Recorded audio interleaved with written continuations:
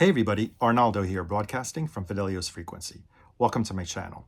Today we're staying local. We're not venturing anywhere to any foreign cities in Europe. Local, that means New York City, and more precisely, Brooklyn. Last Saturday, I went to the Brooklyn Flea Record Fair, which is a very unique experience. It's an outdoor record fair accompanied by a lot of food. I'll talk to you more about all of that right after the intro.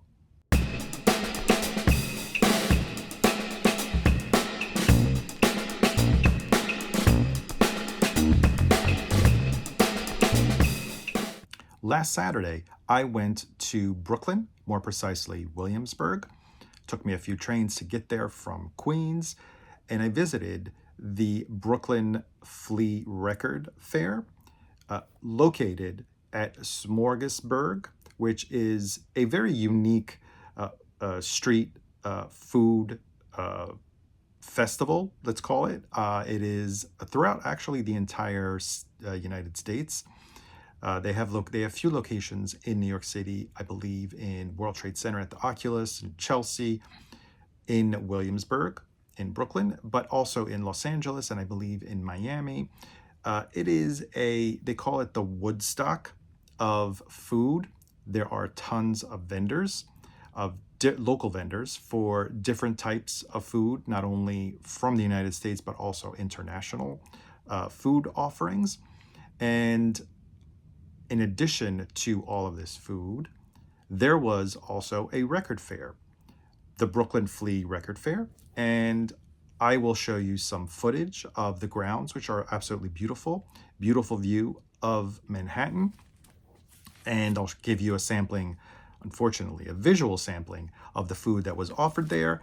And I will show you some of the vendors, the record vendors, record dealers that were there selling records. And at the end, I'll also tell you about the purchases that I brought home from the record fair.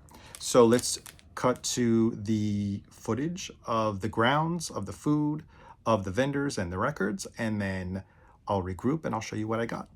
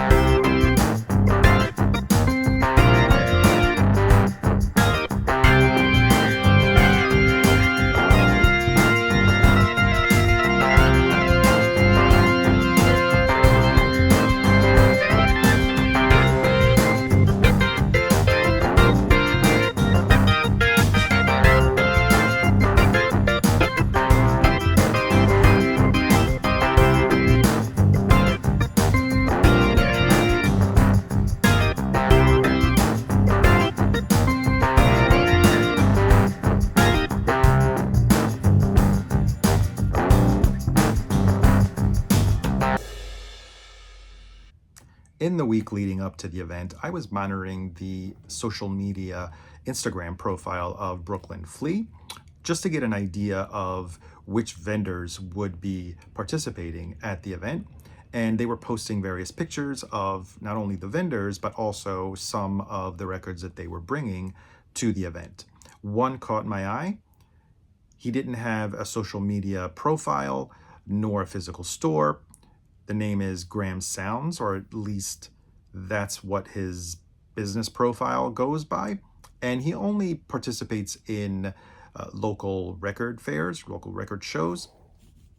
And as soon as I found him, I flipped through some of his bins. I looked on his display of the, let's call it the hot pieces that he was showcasing, and I didn't see the record. So I just flat out asked him, hey, do you have this record by the Smiths? And it is, lo and behold, the Peel Sessions, released by, not official release by Rough Trade, which was the Smiths record label, but by a side label that I guess has the rights or acquired the rights for the Peel Sessions. And they have, as you see here, tons of other artists that they have issued or released 12 inches mostly of performances from the John Peel Sessions.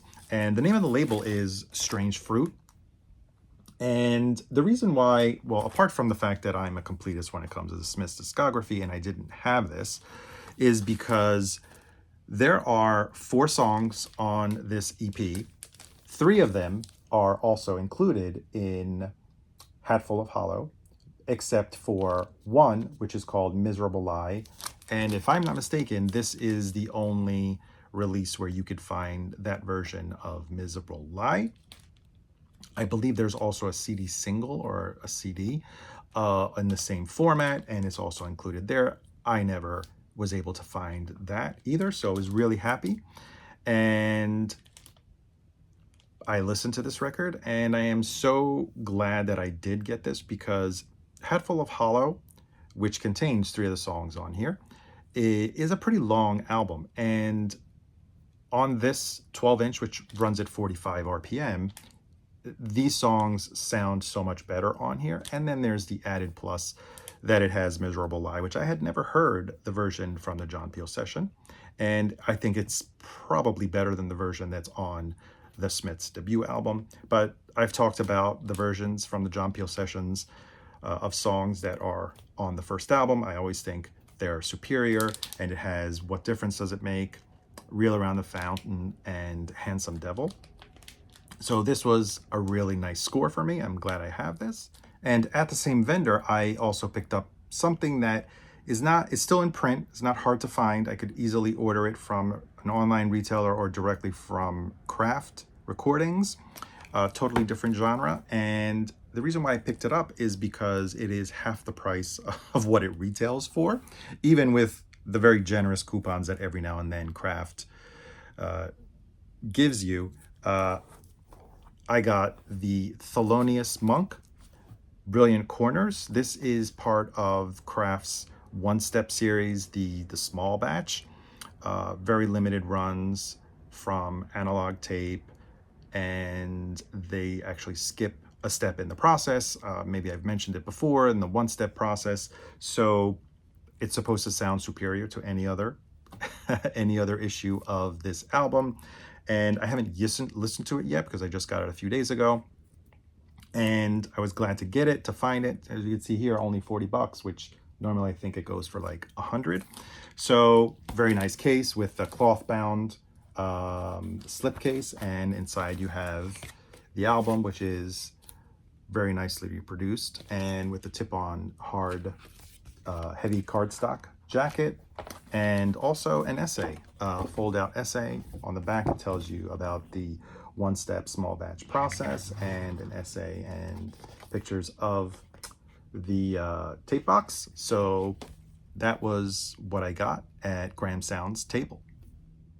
While I was at the Graham Sounds dealer table, the vendor I ended up having a conversation, and he ended up telling me that he also made some purchases, and he name-checked one of the dealers by the name Kenneth Yao, And my ears perked up and says, "Oh, Yao's here? That's fantastic," because I didn't know he was going to be at the fair.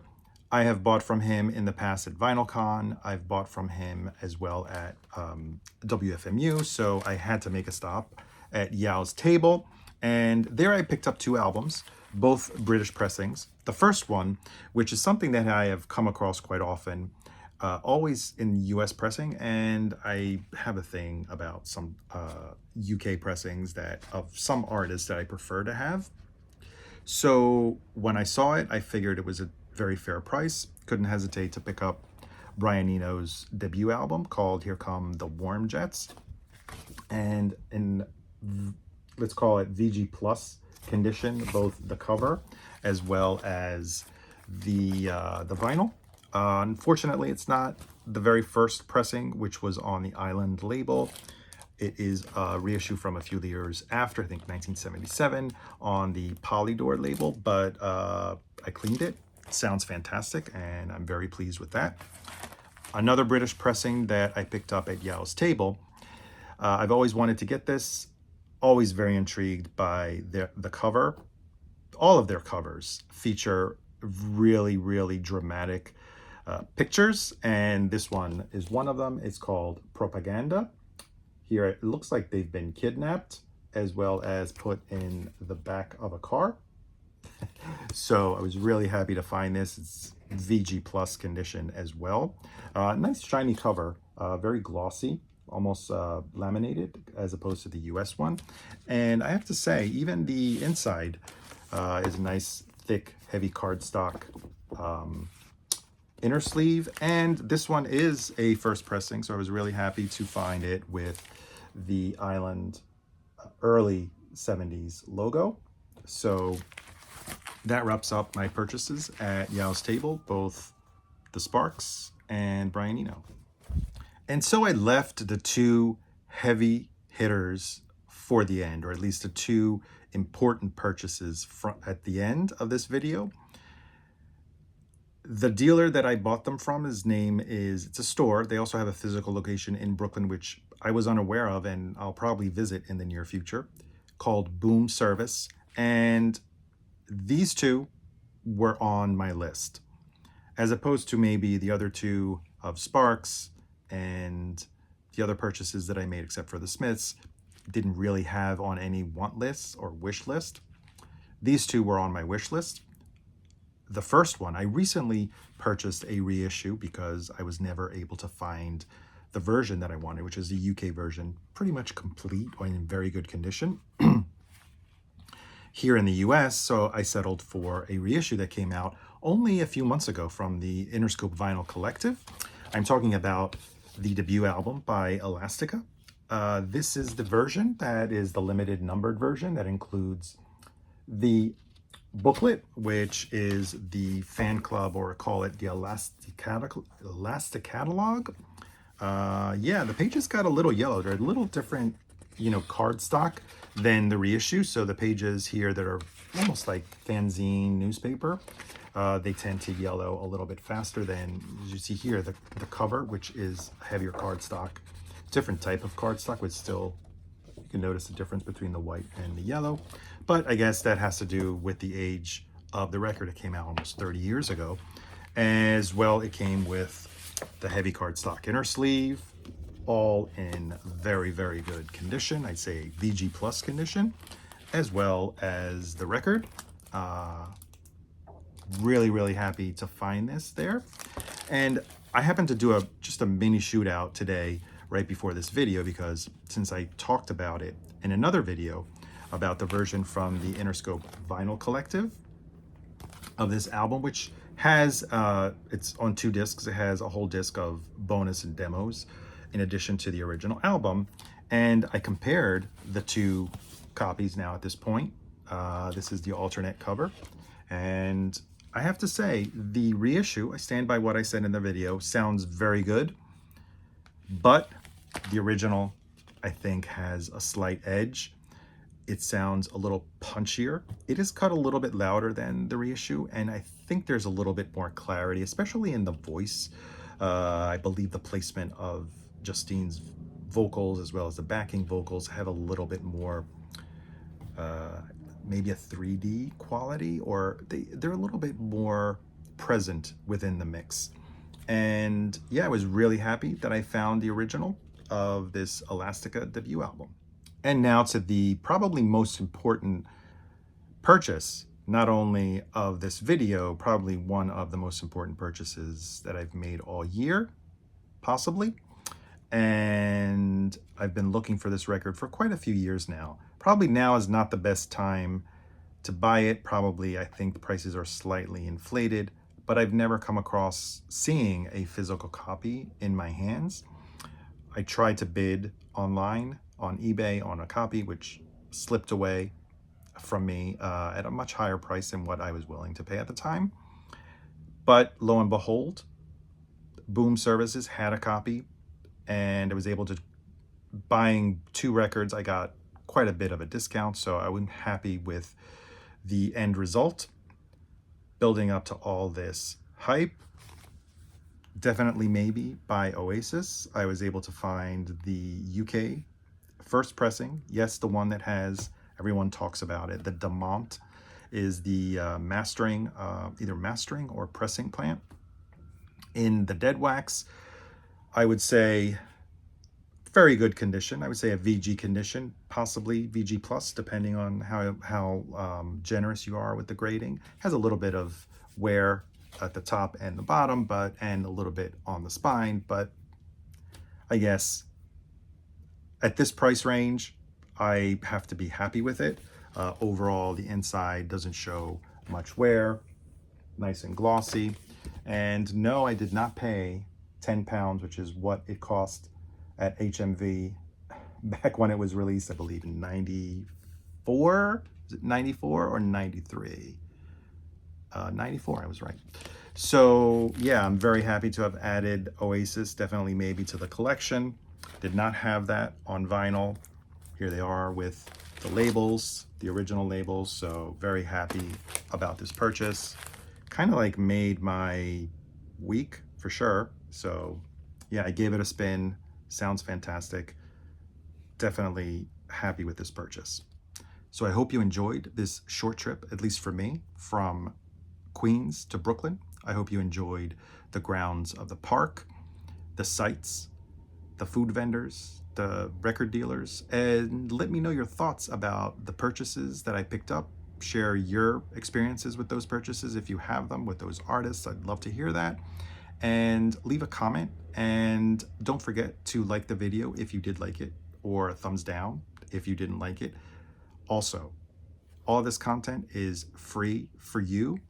It just costs you nothing to hit that subscribe button. So go ahead and hit the subscribe button.